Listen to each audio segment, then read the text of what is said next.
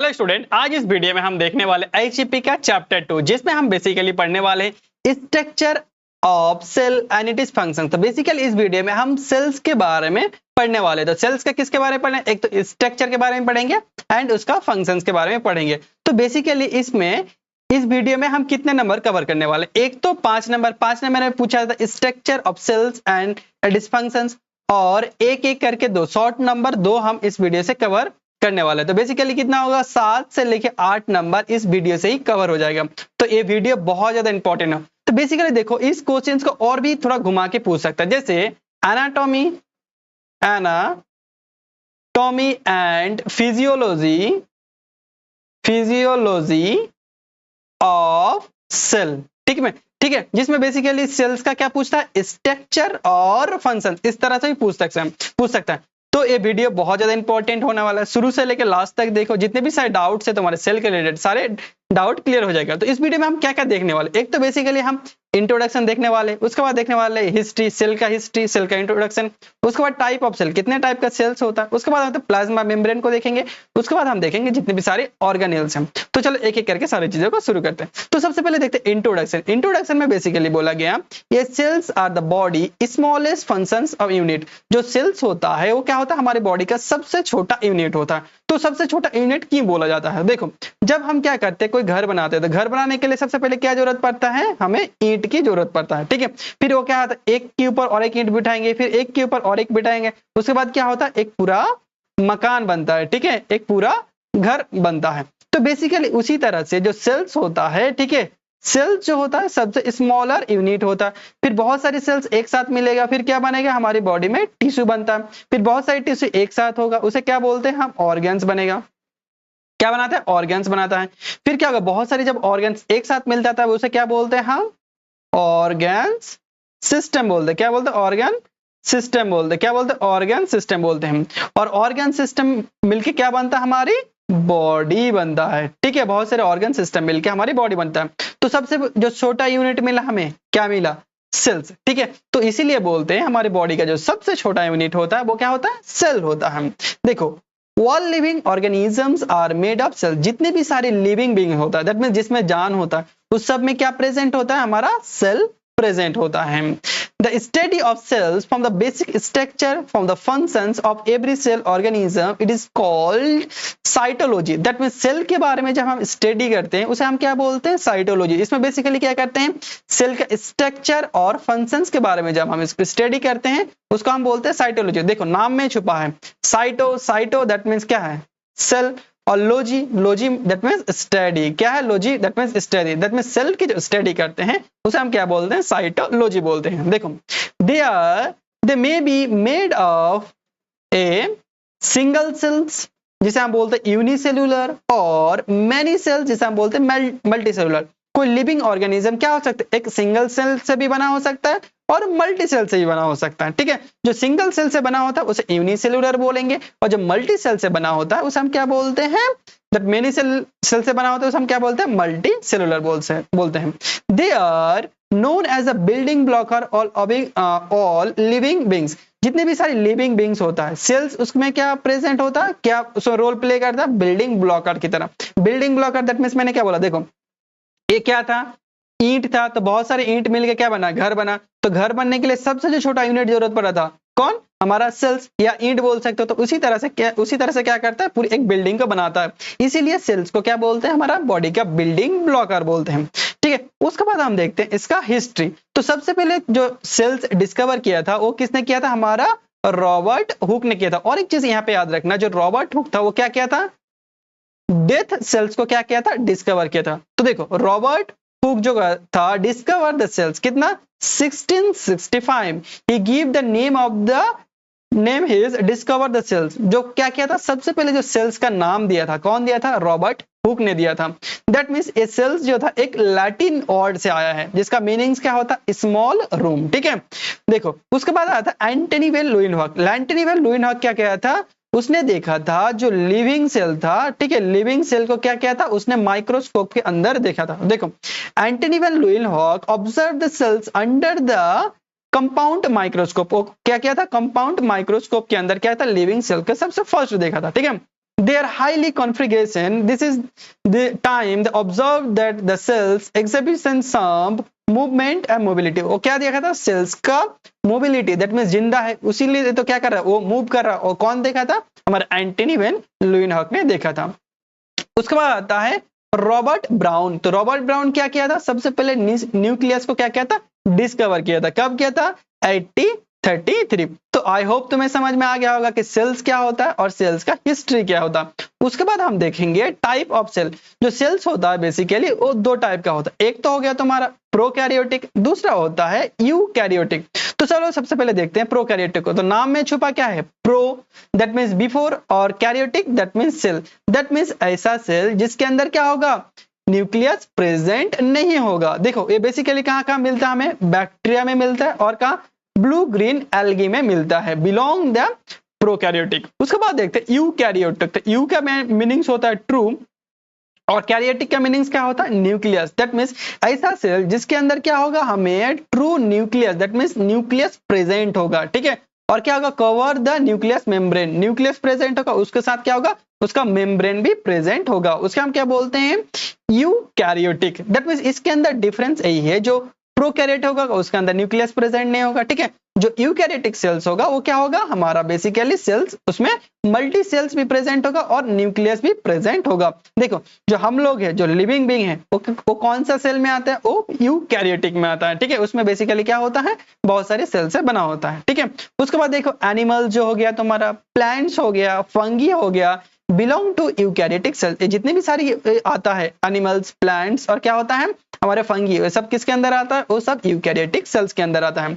Eukaryotic cells are much longer than prokaryotic. ये prokaryotic अगर compare किया जाए तो यूकैरियोटिक सेल्स क्या होता है एज कंपेयर टू प्रोकैरियोटिक? ये थोड़ा बड़ा होता है। अनलाइक द प्रोकैरियोटिक और eukaryotic as the variety the other membrane bounding organism. जो यूकैरियोटिक सेल्स होता है उसमें क्या होता है? जो क्या होता है? सेल्स ऑर्गेनिज्म होता है, उसमें क्या हो जाता है? मेम्ब्रेन प्रेजेंट होता है। जैसे माइटोकॉन्ड्रिया, माइटोकॉन्ड्रिया में क्या होता है? Membrane, double membrane. उसके बाद लाइसोसोम, एंडोप्लाज्मिक रेटिक्यूलम और गोल्गी बॉडी। टेंशन मत लो, ये सब चीजें हम एक एक करके आगे पढ़ेंगे, ठीक है।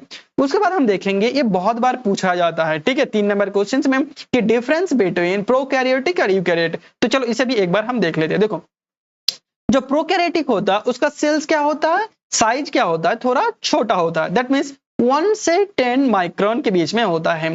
जो यूकैरियोटिक सेल्स होता है उसका साइज थोड़ा सा बड़ा होता है। कितना?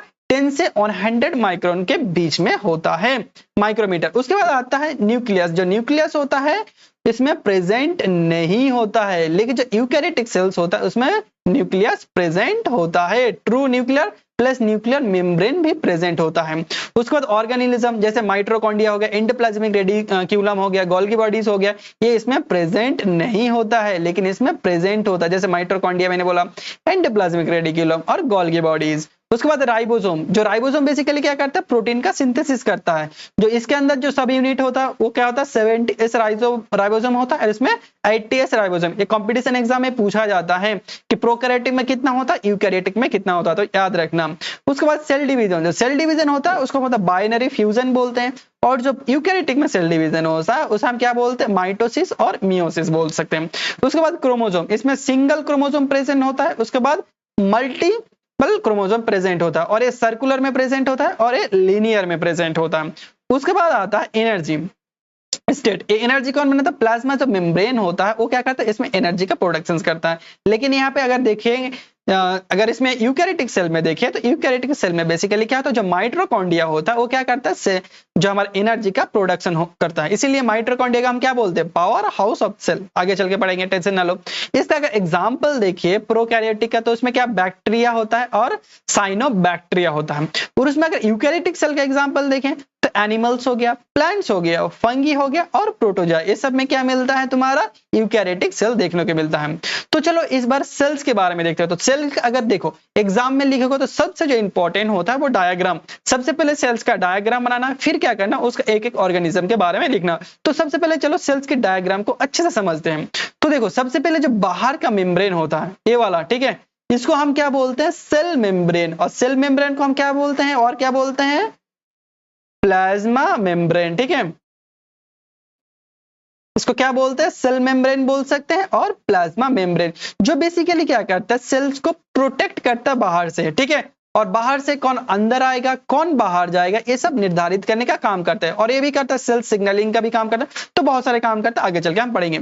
उसके बाद हम देखते हैं साइटोप्लाज्म। साइटोप्लाज्म क्या होता है, एक जेली लाइक स्ट्रक्चर हो, देखो ये जो जितने भी जेली लाइक स्ट्रक्चर देख रहे हो, फ्लूइड देख रहे हो, ठीक है, ये क्या होता है, ये होता है साइटोप्लाज्म, ठीक है, जिसके अंदर क्या होता है, हमारे जितने भी सारे ऑर्गेनेल्स होता है, जैसे हो गया न्यूक्लियस हो गया, ये माइटोकॉन्ड्रिया हो गया, गोल्गी एपरेटस, उसके क्या करते हैं, उसके ऊपर तैरता रहता है, किसके ऊपर तैरता रहता है, हमारे साइटोप्लाज्म के ऊपर तैरता रहता है।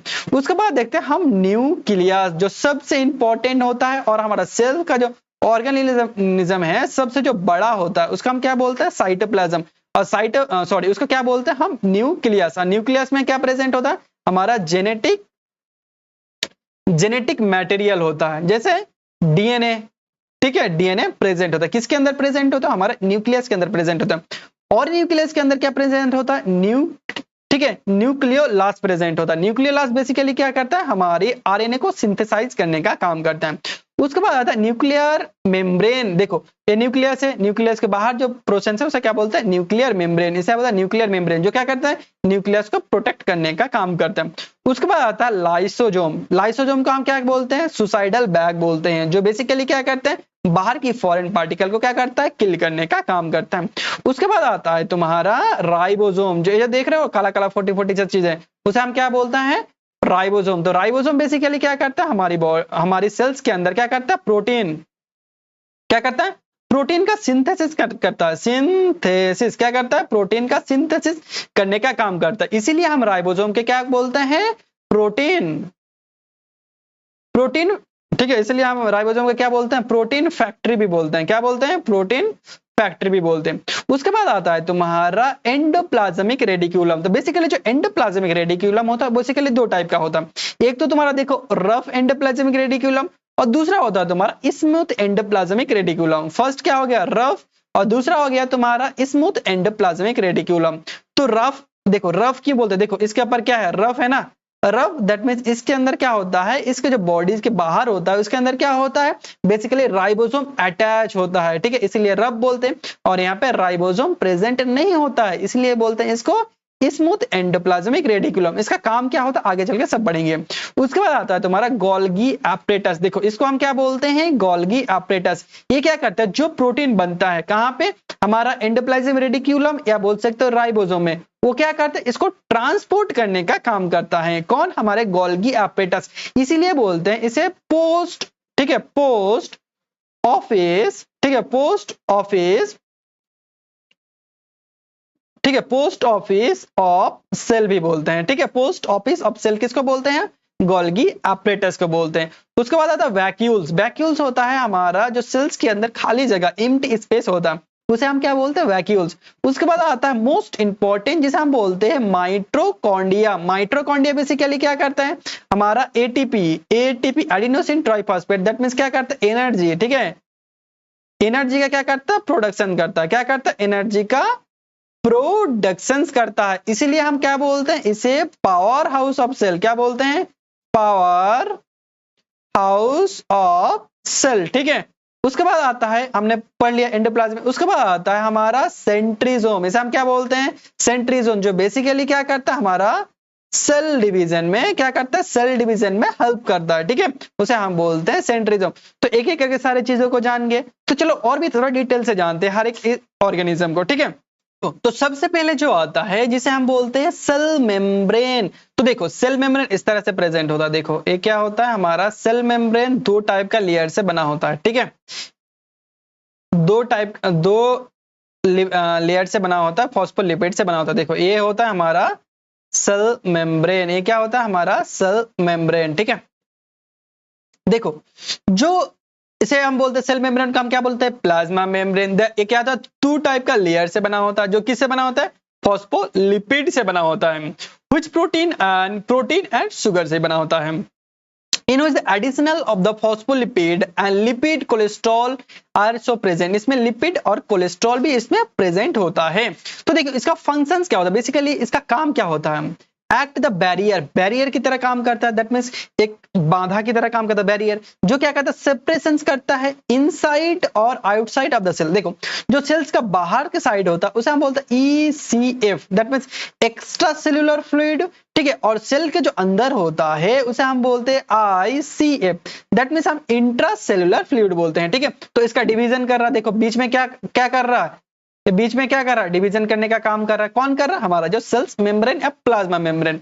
और क्या करते हैं, control the flow the substance inside और आउटसाइड, दैट मींस सेल्स के बाहर कौन, अंदर कौन आएगा, बाहर कौन जाएगा, इसको भी निर्धारित करने का कौन काम करता है, हमारा जो सेल्स मेम्ब्रेन होता है। It is a help to identify the cells and other organism, ठीक है, ये क्या करता है, आइडेंटिफाई करता है अदर ऑर्गेनिज्म को, ठीक है, और अदर सेल्स को, ठीक है। It is a participate the intracellular signalling, ये क्या करता है, एक सेल से दूसरी सेल का सिग्नलिंग, ठीक है, सिग्नलिंग का भी क्या करता है, काम करता है। तो चलो उसके बाद हम देखते हैं न्यूक्लियस, जो सबसे पहला हमारा क्या होता है, सेल ऑर्गेनिज्म होता है, ठीक है। जो हमने पहले ही बोला, जो न्यूक्लियस को क्या किया था, रॉबर्ट ब्राउन ने क्या किया था, डिस्कवर किया था, कब किया था, 1831 में, ठीक है। उसके बाद देखा nucleus as a double membrane organism. तो देखो अगर ये हमारा क्या है, पूरा एक सेल है, तो सेल के सेंटर में कौन प्रेजेंट था, हमारा न्यूक्लियस प्रेजेंट था, ठीक है। यहाँ पे क्या था, देखो ये सेल के सेंटर है, सेल के सेंटर में क्या प्रेजेंट है, हमारा न्यूक्लियस प्रेजेंट होता है, ठीक है। ये जो न्यूक्लियस होता है ये डबल मेम्ब्रेन से बना होता है, ये जो न्यूक्लियस होता है हमारा क्या होता है, डबल मेम्ब्रेन से बना होता है, ठीक है। तो देखो organism eukaryotic those are genetic material, और इसके अंदर क्या प्रेजेंट होता है, हमारा डीएनए और क्या प्रेजेंट होता है, हमारा आरएनए प्रेजेंट होता है, जिसे हम क्या बोलते हैं, जेनेटिक मटेरियल। यही निर्धारित करता है कि हम किसकी तरह, जैसे बोलते हैं ना, ये लड़का पूरे अम्मी की तरह गया है, ये लड़का पूरी मामा की तरह गया है, उसके उत्तर बाप अब्बू की तरह गया है। तो ये क्या होता है, जो जेनेटिक मटेरियल होता है एक से दूसरे तक, ठीक है, ये कौन निर्धारित करता है, हमारा न्यूक्लियस निर्धारित करता है कि ये किसके तरफ जाएगा, ठीक है। दिस टिपिकल लार्जेस्ट ऑर्गन, जो सेल्स के अंदर जैसे हमने देखा था माइटोकॉन्ड्रिया देखा था, ठीक है, राइबोसोम देखा था, गोल्गी एपेटाइटिस देखा था, जो सबसे बड़ा ऑर्गेनिज्म होता है वो कौन होता है, हमारा न्यूक्लियस होता है, ठीक है। It is located of the centre of the cell, क्या होता है, जो सेल का सेंटर में प्रेजेंट होता है। It is inclosed by the nucleus a blob and contain the nucleolus and chromatin, इसके अंदर क्या प्रेजेंट होता है, न्यूक्लियोलस एंड क्रोमैटिन को क्या करता है, कंटेन करता है। इसका बेसिकली काम क्या होता है, ट्रांसपोर्ट हेरिडिटी, ठीक है, ये क्या करता है, heredity, that means genetic material, genetic क्या करता है, इंफॉर्मेशन, जेनेटिक कैरेक्टरिस्टिक क्या करता है, ये निर्धारित करता है, ट्रांसफर करता है एक से दूसरे, जैसे बाप से बेटे से दादा से, इस तरह से क्या करता है, जो इतना भी इंफॉर्मेशन क्या करता है, ट्रांसफर करता है। क्यों कर सकता है, क्योंकि इसके अंदर प्रेजेंट होता है डीएनए, और डीएनए किसके अंदर प्रेजेंट होता है, हमारा क्रोमोसोम के अंदर प्रेजेंट होता है। तो आई होप समझ में आ गया होगा न्यूक्लियस के बारे में। तो चलो उसके बाद हम देखते हैं माइटोकॉन्ड्रिया। तो ये क्या था, हमारा माइटोकॉन्ड्रिया था, ठीक है। माइटोकॉन्ड्रिया जो होगा वो डबल लेयर से बना होगा, ठीक है, और इसके अंदर ये देख रहे हो ना फोल्ड, इसको हम बोलते हैं क्रिस्टिया, इसे हम क्या बोलते हैं, क्रिस्टिया। और ये जो पोर्शंस होता है उसे हम बोलते हैं इनर मेम्ब्रेन। हम बोला दो टाइप का, जो बाहर का आउटर मेम्ब्रेन और जो अंदर होगा उसे इनर मेम्ब्रेन होगा। और इसके अंदर देख रहे हो ये खुद ही डॉट, इसे हम बोलते हैं मैट्रिक्स, और मैट्रिक्स से क्या करता है, हमारा एटीपी सिंथेसिस करता है, दैट मींस एनर्जी का प्रोडक्शन करता है। तो आई होप समझ में आएगा। देखो they are generated of the ATP, ये क्या करते हैं, एटीपी को जनरेट करने का काम करता है। The cells are mainly energy current which is the called of the power house, इसीलिए से हम क्या बोल सकते हैं, पावर हाउस ऑफ सेल। क्यों पावर हाउस ऑफ सेल बोलेंगे, क्योंकि ये क्या कर रहा है, हमारा एनर्जी का प्रोडक्शन कर रहा है, और क्या कर रहा है, 10 सेल्स। उसके बाद देखो ईच माइटोकॉन्ड्रिया डबल मेम्ब्रेन, मैंने पहले ही बोला दो टाइप का मेम्ब्रेन प्रेजेंट, एक इनर एक होगा outer. And organ is present of the most of the eukaryotic cells like with the cytoplasm. ये बेसिकली क्या होता है, यूकैरियोटिक सेल के किस में फ्लोट करता रहेगा, साइटोप्लाज्म में। इसका function the each of the क्या करता है, डाइजेस्टिव फंक्शंस और एनर्जी प्रोसेसिंग यूनिट। ये क्या होता है, बेसिकली डाइजेस्टिव करेंगे, ठीक है, डाइजेशन करने के टाइम क्या होगा, एनर्जी की जरूरत पड़ेगा, और क्या करता है, बेसिकली एनर्जी के लिए रिस्पॉन्सिबल होता है। ये फंक्शंस क्या होता है, मेक द एटीपी को फॉर्मेशन करने का काम करे। ATP that means adenosine triphosphate. By the Krebs cycle, Krebs cycle क्या हम क्या बोल सकते हैं, सीट रिक सिट्रिक एसिड साइकिल भी बोल सकते हैं, जिसमें क्या होता है हमारा एनर्जी का प्रोडक्शन होता है, और ये कौन करता है बेसिकली हमारा एटीपी करता है, और ये करता है इसलिए हम इसे power house of the cells बोल सकते हैं। आई होप समझ में आ गया होगा। माइटोकॉन्ड्रिया बहुत इंपॉर्टेंट चीज है। उसके बाद आता है राइबोसोम। ठीक है, राइबोसोम और देखो राइबोसोम में हमने क्या पढ़ा था, राइबोसोम जो क्या कर रहा था प्रोटीन का सिंथेसिस कर रहा था। ठीक है, ribosome are one of the most important organism compound जो क्या करता है RNA and protein and convert the genetic code of the chain of the amino acid। ये क्या करता है RNA और प्रोटीन को क्या करता है अमीनो एसिड में क्या करता है चेन में कन्वर्ट करने का काम करता है, जो क्या करता है हमारा जेनेटिक क्या करता है जेनेटिक को कोड को भी क्या करता है कंटेन करने का काम करता है। Their granular structure the granular that means एक गोल टाइप का स्ट्रक्चर होता है। ठीक है, और जो मेड अप दो पार्ट, ये बेसिकली दो पार्ट से मिलकर बना होता है। एक देखो ए वाला पार्ट, ठीक है, और ए वाला पार्ट, दो पार्ट से मिलकर बना होता है। एक तो होता है लार्ज सब यूनिट, इसको हम लार्ज सब यूनिट बोलते हैं, और एक होता है स्मॉल सब यूनिट से ये बोलता है स्मॉल सब यूनिट। ठीक है, तो जो बेसिकली क्या होता है ये दो टाइप का मैंने पहले ही बोला, एक 70S एक होता है 80S राइबोसोम होता है। जो 70S होता है वो प्रोकैरियोटिक में प्रेजेंट होता है, जो 80S होता है वो यूकैरियोटिक में प्रेजेंट होता है। एस दैट मींस इसे बोलते हैं सैंडबर्ग यूनिट। ठीक है, या सेडिमेंटेशन कोफिशिएंट हम बोल सकते हैं। इसका फंक्शंस क्या होगा राइबोसोम का फंक्शंस होगा प्रोटीन का सिंथेसिस करना। चलो उसके बाद हम देखते हैं एंडोप्लाज्मिक रेटिकुलम। तो देखो ये क्या पढ़ा था हमने, सेल पढ़ा था। ठीक है, सेल के सबसे मिडिल में क्या प्रेजेंट था, न्यूक्लियस प्रेजेंट था। तो देखो ये क्या होता है न्यूक्लियस में अटैच होता है, ये क्या होता है न्यूक्लियस के साथ अटैच होता है, जो हमारा क्या होता है एंडोप्लाज्मिक रेटिकुलम होता है। देखो ठीक है, तो देखो ये जो क्या होता है हमारा एंडोप्लाज्मिक रेटिकुलम होता है बेसिकली दो टाइप का होता है।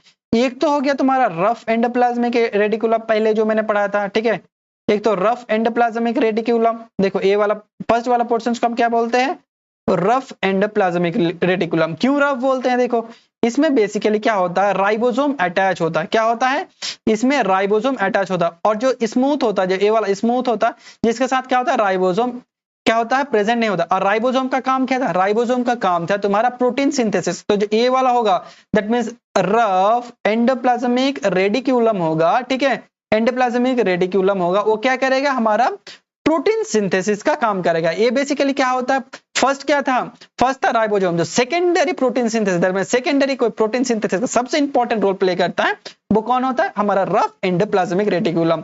उसके बाद देखो स्मूथ दैट मींस इसके पास तो क्या प्रेजेंट नहीं है, इसके अंदर राइबोसोम प्रेजेंट नहीं है, तो राइबोसोम प्रेजेंट नहीं है तो प्रोटीन को सिंथेसिस नहीं करेगा। ये किसको सिंथेसिस करेगा, ए सिंपल लिपिड और क्या करेगा कोलेस्ट्रॉल को सिंथेसिस करने का काम करता है। कौन, जो हमारा स्मूथ एंडोप्लाज्मिक रेटिकुलम होगा। तो देखते हैं, देखो endoplasmic reticulum are the rectangular network enclose, ये क्या था देखो इनक्लोज लाइक स्ट्रक्चर था।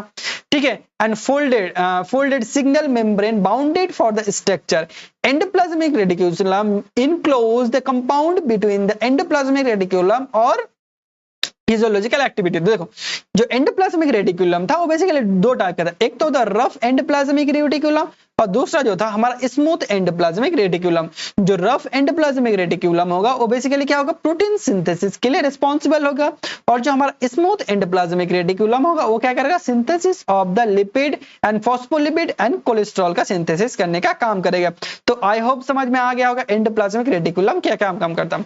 उसके बाद आता है गोल्गी एपरेटस। ठीक है, गोल्गी एपरेटस बेसिकली देखो ये क्या होता है, ये इस टाइप का फोल्डिंग लाइक स्ट्रक्चर में प्रेजेंट होता है, उसे हम क्या बोलते हैं गोल्गी एपरेटस। तो गोल्गी एपरेटस बेसिकली क्या करता है, देखो सबसे पहले क्या किया था एंडोप्लाज्मिक रेटिकुलम क्या किया था प्रोटीन का सिंथेसिस किया था। जो वो क्या करता है इस प्रोटीन को सिंथेसिस क्या करता है ये अपने पास ले लेता है, फिर ये क्या करता है उस प्रोटीन को ट्रांसपोर्ट करने का काम करता है। ठीक है, कौन हमारा गोल्गी बॉडीज, इसीलिए क्या बोलते हैं post office of the cell, किसको गोल्गी बॉडीज को। देखो Golgi bodies also known as the Golgi apparatus, और क्या बोल सकते हैं पोस्ट ऑफिस। ये बेसिकली क्या करता है it is the organism that help the process the क्या करता है हमारा पैकेजिंग ऑफ प्रोटीन का पैकेजिंग करने का काम करता है। And the lipid molecule specially the protein क्या करता है एक्सपोर्ट फ्रॉम द सेल्स, क्या करता है इस सेल्स में दूसरी ऑर्गेनिज्म में क्या करता है हमारा जो प्रोटीन होता है उसको ट्रांसपोर्ट एक्सपोर्ट करने का काम करता है। ठीक है, तो देखो इसका फंक्शंस क्या, receive the protein, A receive करेगा प्रोटीन किससे एंडोप्लाज्मिक रेटिकुलम से,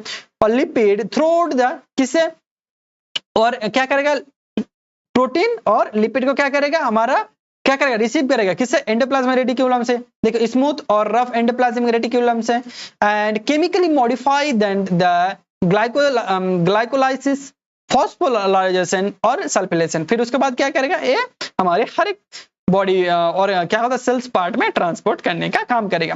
उसके बाद आता है लाइसोजोम। ठीक है, लाइसोजोम बेसिकली क्या होता है, देखो ये वाला स्ट्रक्चर को हम क्या बोलते हैं, लाइसोजोम, एक गोल लाइक स्ट्रक्चर। तो बेसिकली ये क्या करता है, इसको हम क्या बोलते हैं, एटम बॉम्ब भी बोल सकते हैं। ठीक है, एटम बॉम्ब ऑफ सेल। ठीक है, सेल्स के एटम बॉम्ब भी बोल सकते हैं। और क्या बोल सकते हैं, इसे हम बोलते हैं सुसाइडल बैग भी बोल सकते हैं। तो बेसिकली क्यों बोलते हैं, ये जो फॉरेन पार्टिकल आता है सेल्स के अंदर, जो फॉरेन पार्टिकल आ जाता है, वो क्या हो जाता है, जो डेथ सेल्स हो जाता है, ठीक है, अनकंट्रोल सेल्स हो जाता है, उसको क्या करता है, ये एक टाइप का इसके अंदर प्रेजेंट होता है हाइड्रोलाइटिक एंजाइम।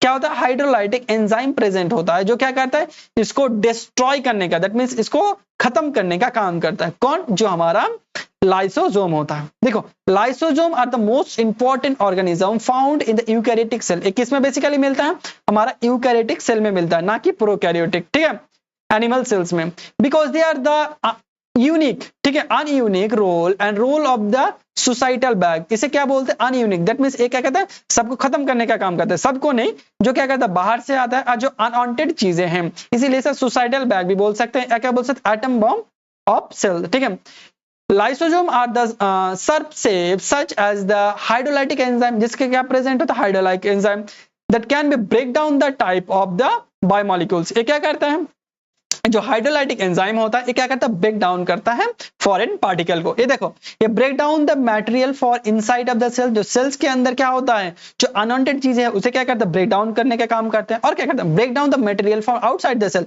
जो आउटसाइड सेल से फॉरेन पार्टिकल है, उसे भी क्या करता है, हमारा ब्रेक डाउन करने का काम करता है। कौन, जो हमारा लाइसोसोम होता है।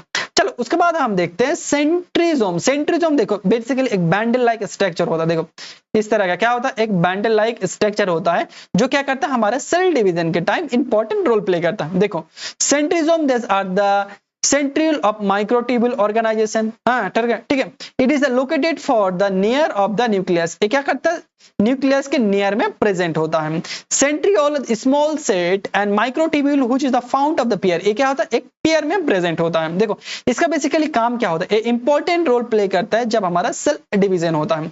उसके बाद माइक्रोट्यूब्यूल, जो माइक्रोट्यूब्यूल होता है वो क्या होता है, ट्यूबुलिन प्रोटीन से बना होता है। कौन सी, tubule protein, and found in the microtubule and structure support of the cell division. ये क्या करता है, जो सेल डिवीजन होता है उसको सपोर्ट प्रोवाइड करने का काम करता है सेल।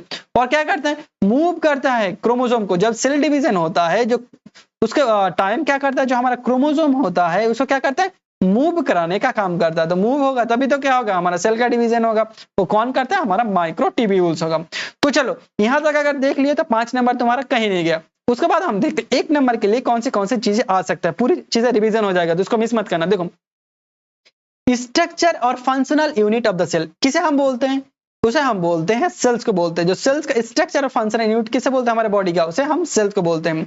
उसके बाद basic building blocker of any living organism, किसी भी लिविंग ऑर्गेनिज्म को बिल्डिंग ब्लॉकर हम किसको बोलते हैं, उसे भी हम सेल को बोलते हैं। Who the first discover cell, कौन डिस्कवर किया था फर्स्ट सेल को, ये किया था रॉबर्ट हुक ने किया था। ठीक है, रॉबर्ट हुक ने किया था। कब किया था, 1665 में किया था। ठीक है, उसके बाद डिस्कवर ऑफ न्यूक्लियस को कौन डिस्कवर किया था, हमारा रॉबर्ट हुक किया था। ये सब क्वेश्चन आ सकता है। उसके बाद longest cell of human body का सबसे लॉन्गेस्ट सेल कौन होता है, हमारा क्या होता है, न्यूरॉन्स। कौन होता है, हमारा न्यूरॉन सेल होता है। उसके बाद लार्जेस्ट सेल, जो लार्जेस्ट सेल होता है वो क्या होता है, female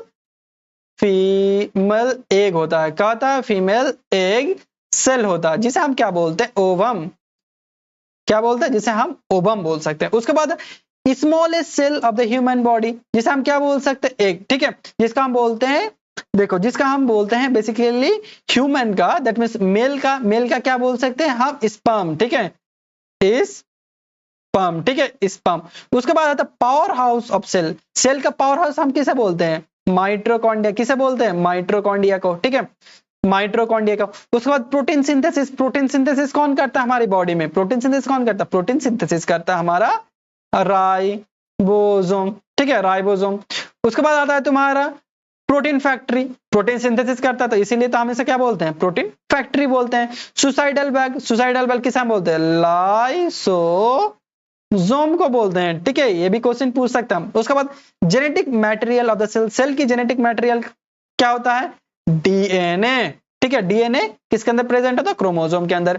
post office of the cell किसको बोलते हैं, गोल्गी बॉडीज।